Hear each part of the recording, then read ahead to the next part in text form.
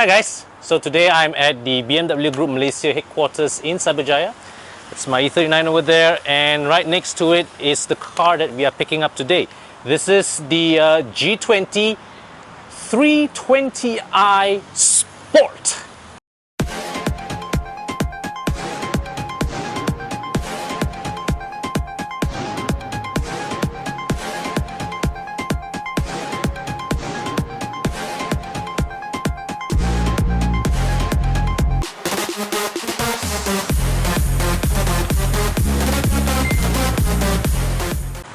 Okay guys, so this is the latest addition to the 3 Series family in Malaysia. This is the 320i Sport, priced at about 240,000 ringgit. Okay, so it's a good 40,000 ringgit cheaper than the existing 330i. And for that savings, what do you what do you drop out from the 330i, right? So firstly, you'd make do with less power. It's the same 2-liter turbo engine under the hood as the 330i, but tuned to lower outputs. The 330i makes about 252 horsepower. This is 190 horsepower, so it's a substantial reduction there. Okay, and also you can see that the appearance of the car is different. The 320i does not have M Sport kit, but I think personally, I think this non-M Sport wheels, the design is more attractive looking than the ones they spec'd for the 330i. Now the diameter of the rims are identical to the 330i, 18 inches, but the difference besides the design is that the 330i being fitted with M Sport package has the front and rear wheels in staggered sizing. The 320i here, front rear wheels are the same width. So you can see here these tires, 225/45 are 18 at the front, and it is the same size at the back. Okay, this navy blue color combo, I think it looks really nice on the car. It complements the lines of this car well. Now let me just show you from this angle. The 320i and the 330i in Malaysia, they share the same headlight designs. This is the it's a pretty high spec headlight. Okay, it's not the highest spec headlight in the lineup, but it's still LED headlamps. Because you see the headlight design that you typically see in the overseas press materials, the one where the daytime running light actually goes upwards, right? Those are laser headlamps, and they cost a lot more. This is the next step down from laser headlamps, still pretty high spec LEDs. Of course, I said this when I reviewed the 330i. I think what BMW could have done is that they could have given these headlights a bit more of an expressive design, because right now, right, when you switch the car on, when you drive it, the daytime running lights, just this lines here, looks a bit underwhelming. Now this kink here, this is an homage to the E46, okay, where the lower edge of the taillight also is has this kink, okay, but this one is a lot sharper. It's almost like a shark, you know, the shark fin. That, hey, you know, that there's maybe an indirect tribute to another BMW, old BMW design cue, you know, the old shark nose BMWs. Maybe that's a sort of like an indirect tribute. Now you can see the bumper here, compared to the M Sport bumper, you can see a lot more painted surface. Okay, this is the LED front fog lamps, and it's encased within this T-shaped surround. Okay, trim surround. Overall, is a very simple, very understated front bumper design. Now let me just bring you to the back.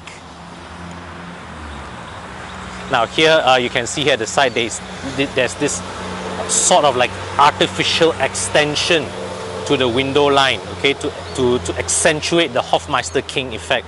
But personally, when you ask me, right, when you look at it from the inside here, the natural shape of the door, it's already, you know, has a very pronounced Hofmeister King effect. So I do not fully understand why they had to do this to to further enlarge the glass area. Okay, so at the back here, you can see the lower edge of the bumper. There's this gloss black trim element here. Okay, and you have the exhaust pipe either side. Okay, 1, 2. Okay, this used to be an exclusive design queue only for the 6-cylinder model upwards. With the F30, right, if you see tailpipes like this, it's either the Active Hybrid 3 or the 335i, the 3-liter 6-cylinder models. But now, this one, 320i, 330i upwards, all have this one exhaust on either side. And you can see here the rear reflectors also encased within this same T-shaped surround trim. Okay, 320i word badging here, sitting just above the tail light. Before this, prior to this, with the F30 E90 generation, this badge always sits inside of the tail light. Now with the G20, G30 generation, they are okay, perfectly okay with the badge sitting just above the tail lights. So you get a reverse camera here, good. Okay, let's open the boot. Nice boot, right? 40-20-40 split folding. Inside here, got further hidden compartments under here. There's a 12-volt socket, okay, hidden away from view. And here also another compartment here with this is the first aid kit. And down here, open this, is the toolkit. All right. So they no longer put the toolkit here like they did in this car. All right. So manual closing. Now before I show you the inside of the car, let me just tell you that there are many ways you can lock and unlock the 3 Series and also BMWs today in general.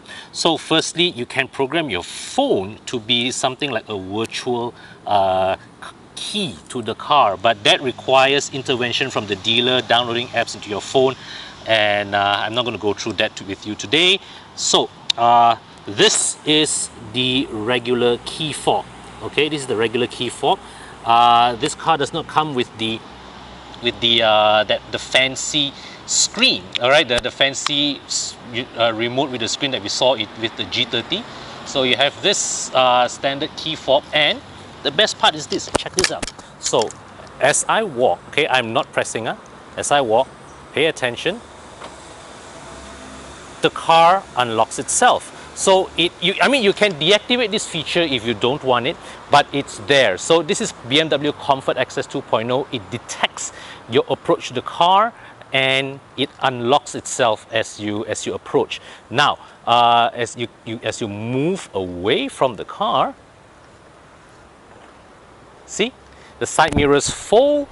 It has unlocked itself. I think I've demonstrated this during the X5 40e preview. So here is it again, available in the 320i. Oh, check it out. That's a Toyota 86. Relatives by marriage. All right, so this is one thing. Now the other thing, okay, the other way to lock and unlock this car is this little key card. So this is just a simple NFC card. So it doesn't. It's what you do is on the driver door there is an NFC reader. Okay, let me just show you. Okay. All right, so unlock the car. Now, then you get inside, so you drop this key into the wireless charger here and start the engine as per normal. Brilliant, right? So there are several ways you can get in and out and start this car and deactivate this car. So you have the traditional keyless entry, all right, which you use it like all your normal keyless entries, or this card. Personally, I think this is very useful because say for example you're a lady going to fine dining, you carry one of those small little purses. This fits nicely into your wallet. Or say you're going for, like even me as a man, I go play my futsal, play my badminton. This slots nicely inside my wallet, so I have one less bulky item to carry around. Okay, which I think this is great. Okay, or even better, program it to your phone. Throws one item less to carry. Right? Brilliant. So now let's get inside the car and check out the interior because it's also damn hot now. So I'm going to start the car again. Compared to, so this is the first thing you notice, compared to the 330i, it doesn't have that fancy instrument cluster. All right, that doesn't have that. This is a more traditional looking analog dial. All right, it's backlit, so when you off the engine, this is a whole black panel, but inside there you can see this is a physical dial. These are all physical dials, but it's just covered in a panel and with all the displays put on the surface. So it has a sort of like a virtual instrument cluster look, but this is a far more conventional. It is a conventional instrument cluster behind. The only screen area actually is here. Okay. All right, so okay, so here's the BC button. Now this kind of interface is a bit more familiar coming from that old school car over there. Okay, all right, so you can see here, this is the cruise control system. Now this particular unit I'm driving here, this does not have active cruise control, it does not have auto braking, but for 2020 BMW Malaysia, they have upgraded the G20 3 Series and a few of their other models as well to include auto braking. So those of you guys who have been complaining on the comment sections, in forums, on Facebook, that BMW has not been taking care of safety features, well, they have heard you, and from 2020 onwards, the G23 series and a few other BMW models, they now come with auto braking as standard. Okay, so yeah, so here you can see this is the button to interface with the digital display there. All right, so there's this scrolling knob here, nice, because you got a nice those nice patterns on the surface. The tactile feel of it is good. All right, but and overall I would say that if you compare this cabin, now this definitely, in terms of the build materials, the qualities, you can see that this is a spec down interior compared to what's available right at the top. So one eye you can see that, you know, somehow this cabin does not come with the best of what the 3 Series have to offer, and let me just point out why. So, for example, this panel, you know that somewhere out there, somebody who paid more money, this is probably in a nice brush metal kind of finish. Same with that speaker, plastic speaker panel there. Okay, and you can see that this iDrive screen here, the real estate occupied by this screen is smaller. It's only a portion of this whole piece. So and you can see the steering wheel here also, it's a bit more bare looking compared to what we had in the 330i. And yeah, and also here you see the door card. The door card also, it's just one sea of gray, although the materials used are of different textures, you know, from top to bottom. But I feel that they could have given it you know, sort of like a combination of contrast colors to layer the design, to bring out the contours of the design. Now, one thing that I have to comment is the lock and unlock button. So they put it here for the driver. That's fine. What's not fine is they don't have that one over there. In older BMWs like my E39, the lock and unlock button is placed in the middle, somewhere along here. So let's say like when you go out and tapao food, when I go out and tapao food, my wife who's sitting down here, she can unlock the car from her passenger seat. But now in my case, if I were to go down and tapao food, my wife who's sitting here, she would have to stretch and reach for this button. Okay, quite obviously, this button is a cost option in other markets, and it's sad that it's unfortunate that this is spec'd out. I think what BMW really should do is to either spec the buttons both sides as standard, or relocate the button to the middle. In any case, there's the real estate here for that anyways. Okay, yeah, so now that we are here, at least you can see that you have this pleasant metal finish here on this, and it has a surface texture, so it's nice to the touch. And you pop this, okay, there's a soft opening. Okay, excuse my E39 key. And here you can see there's a USB port here, 12-volt socket. This is the wireless charging tray. It's rubberized, the surface is rubberized, so if I dump my phone here, it doesn't move about, and it automatically charges. So here, this is the latest generation BMW iDrive / gear selector panel. So engine start button here, you can see this button, one touch you can immediately select Sport, Comfort or Eco Pro. All right, this is the iDrive panel. This section is the iDrive panel, so good tactile feel. All right, the rotary control knob, BMW really has perfected this. And now, as you can see, right, as you look at the screen on display, you really see how they shrink it.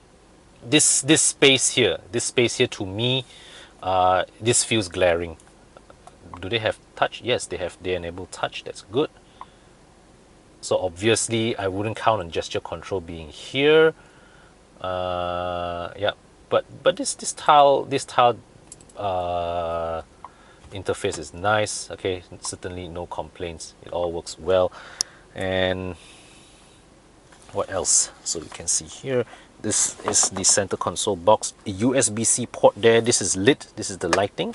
And curious to know why is this step here. I don't fully understand why, but it's there. Okay, and yeah, so let's go to the back. Now come to the back seat. Phew. Okay, this is amazingly spacious for a 3 Series. This is brilliant. Okay, more than enough space for me to cross my legs. You've got rear single zone climate control, 2 USB-C ports, and a 12-volt socket here. Aircon vents. Let me just check out the rear armrest. This is a standard BMW template armrest lah. And the rear middle passenger has a two buckle seat belt, but I can't find. Oh, okay, so this is the secondary buckle for the middle passenger. All right,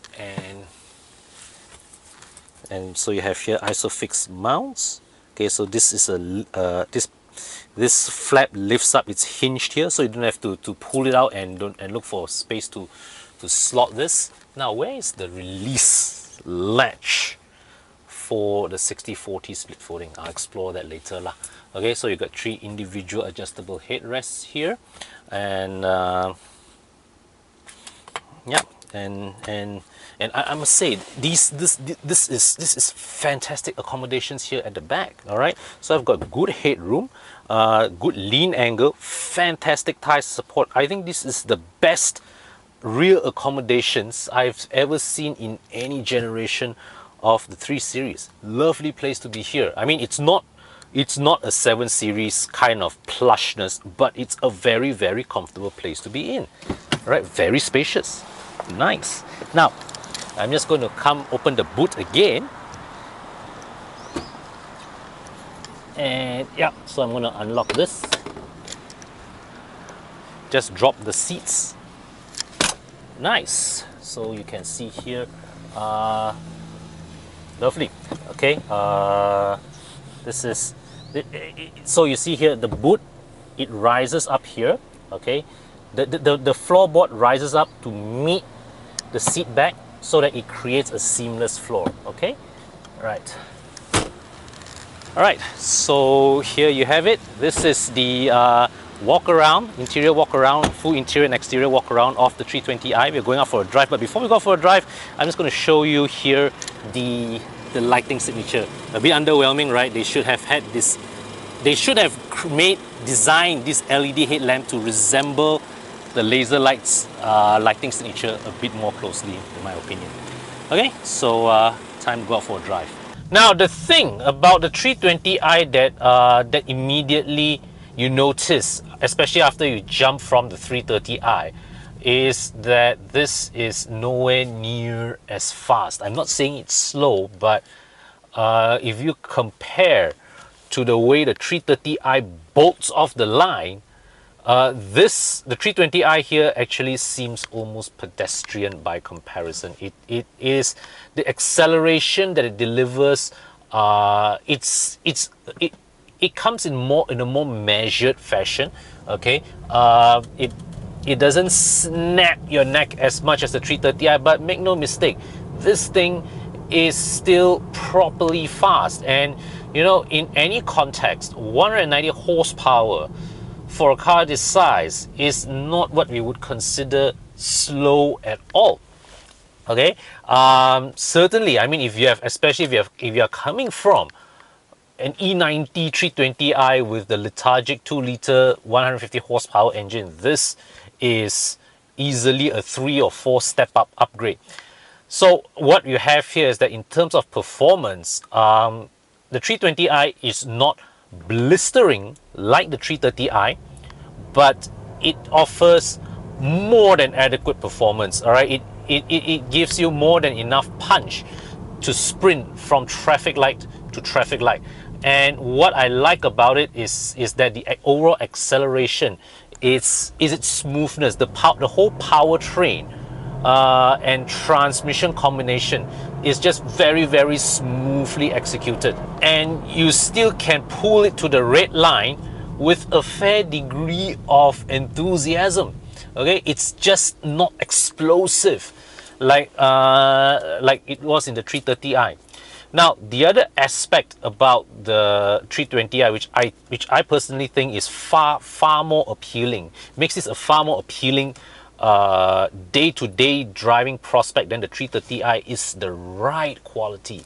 Now, I think I remarked before, in the 330i, the ride with the M Sports suspension, it's just harsh. It is a very firm riding car that I'm sure it will do fantastic on a racetrack. You know, you take it on Sepang, you probably could be able to nick a decent lap. But let's say like out here on Putrajaya, where occasionally you have a not as well surfaced patch of road, that firm suspension runs the risk of bouncing you off the ground.